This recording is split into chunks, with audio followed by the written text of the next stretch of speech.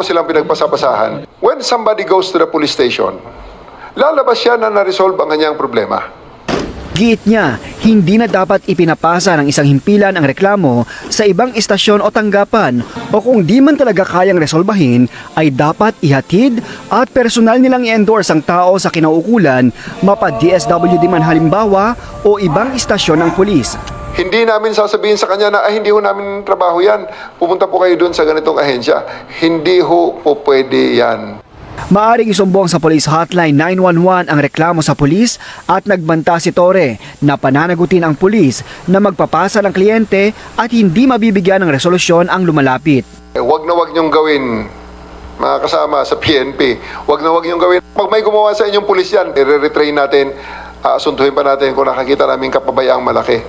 Nais din ng Department of Justice at Department of Interior and Local Government na mahinto na ang sisihan ng mga law enforcement agencies at prosecutors. Sa halip, kailangan umano ng mas maigting na kolaborasyon. Every time there is a case to be solved, a case to be prosecuted, each department blames the other. The police blames the fiscals blame the police.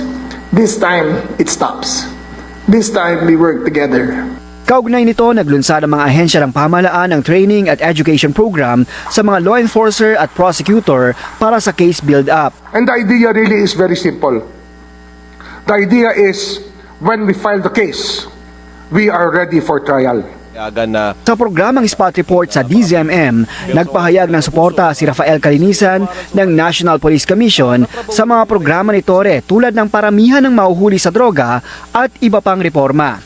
Parehong like-minded na gusto ng reforma. Yes. Parehong medyo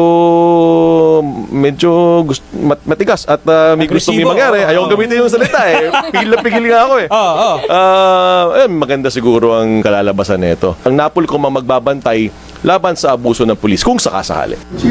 Samantala, isinagawa ngayong Martes ang unang command conference ni Torre bilang PNP chief.